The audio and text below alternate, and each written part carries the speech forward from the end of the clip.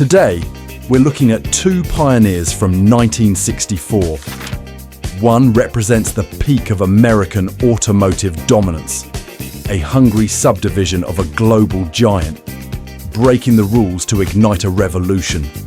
The other comes from an Italian upstart founded just a year prior, born out of a legendary grudge and a desperate need to prove its worth against a former boss. Two radically different philosophies, yet both shared a single goal: redefining the high-performance road car. One focused on starting a trend, the other on perfecting a legacy. What really happened when these two titans hit the pavement? You are watching Liquid Driven, and let's find out. It begins with a rule, not a suggestion, not a corporate guideline. It was a mandate etched into the walls of General Motors that no one was supposed to break. The rule was simple: mid-sized cars were not allowed to carry big engines. Because in the early 60s, power had its place. And that place wasn't here. But in 1964, someone decided to stop listening. They didn't just build a car, they created a catalyst. At the center of the storm was John DeLorean. Young, ambitious, and fundamentally unwilling to play it safe. Inside the Pontiac Motor Division, he and a small team saw a gap in the armor. They took the modest Pontiac Tempest and asked the question that would change automotive history. What if we gave it more power than it was ever meant to handle? The result wasn't even supposed to exist. It wasn't a standalone model. A $295 upgrade package for the Pontiac Tempest aimed at the youth market. They expected to sell a few thousand. They sold over 30,000. This wasn't a corporate mistake. This was the birth of the muscle car. At first glance, the GTO didn't shout. It didn't need to. The body was clean, balanced, almost ordinary. But look closer. The dual hood scoops, the subtle GTO badging, the wider stance hinted at the violence waiting beneath the hood. This wasn't a car trying to impress you with chrome and fins. It was a car waiting for you to underestimate it. And then you start it. A 389 cubic inch V8, 325 horsepower standard.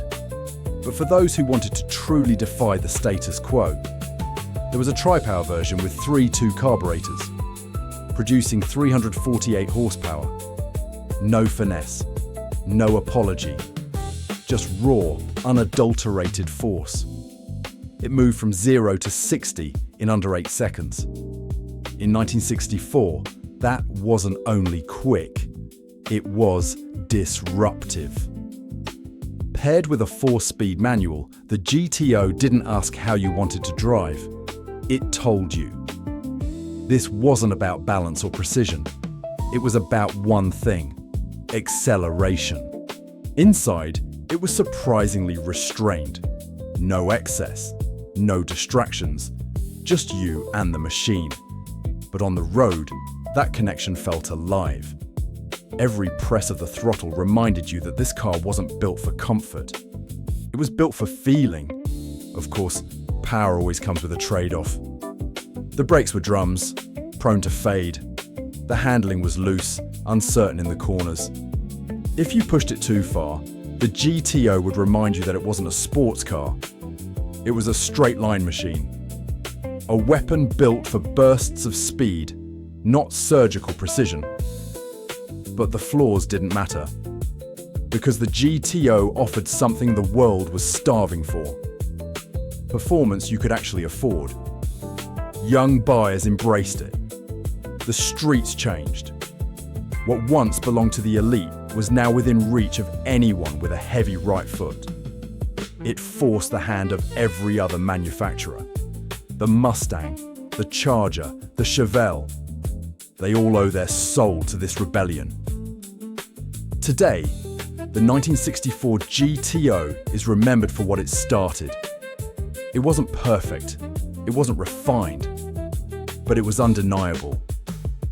It proved that sometimes the rules are meant to be broken, and that one idea, pushed just far enough, can change everything.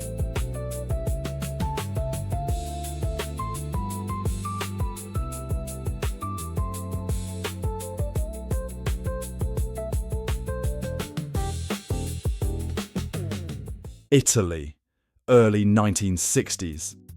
A nation rebuilding itself through speed, design, and a fierce, uncompromising pride. Behind the glamour of Grand Prix victories, there was a quiet frustration brewing in the heart of the Emilia-Romagna region. It didn't come from a driver, but from a man who built machines for a living. He didn't want the fastest car in the world. He honestly wanted something better. And in 1964, he built it. The first true Lamborghini road car. His name was Ferruccio Lamborghini, a self-made industrialist, a builder of tractors, a man who understood machines not as trophies to be polished, but as tools to be used. By the early 60s, Ferruccio was wealthy enough to afford anything, including Ferraris. But ownership revealed a hairline fracture in the dream. They were fast, yes, but they were temperamental.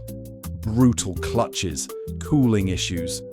A philosophy that prioritized the racetrack over the human being in the driver's seat. To most, this was character. To Ferruccio, it was bad engineering. He went directly to Enzo Ferrari to complain about a faulty clutch. The Commendatore didn't take it well. Enzo's dismissal was legendary. "Let me make the cars. You stick to making tractors." That moment didn't just start a rivalry. It sparked a crusade. In 1963, Automobili Lamborghini was born. But the prototype, the 350 GTV, was too wild. It was angled and had pop-up headlights. Ferruccio knew that to beat Ferrari, he couldn't just be louder, he had to be more sophisticated. He went to Carrozzeria Touring, a coach builder in Milan. The production of the 350 GT was shaped by restraint. Using the superleggera or super light method, thin aluminum panels were stretched over a delicate skeleton of steel tubes. Look at the proportions. A hood that seems to go on forever. A low glass-heavy roofline. No aggressive wings. No theatrics. While others were shouting for attention, the 350 GT chose to convince you with its silence. Beneath that calm skin lived a monster. A 3.5-litre V12 designed by Giotto Bizzarini, the same man who had engineered the iconic Ferrari 250 GTO. Initially, the engine was a purebred racer with dry sump lubrication and massive carburetors. It was too much.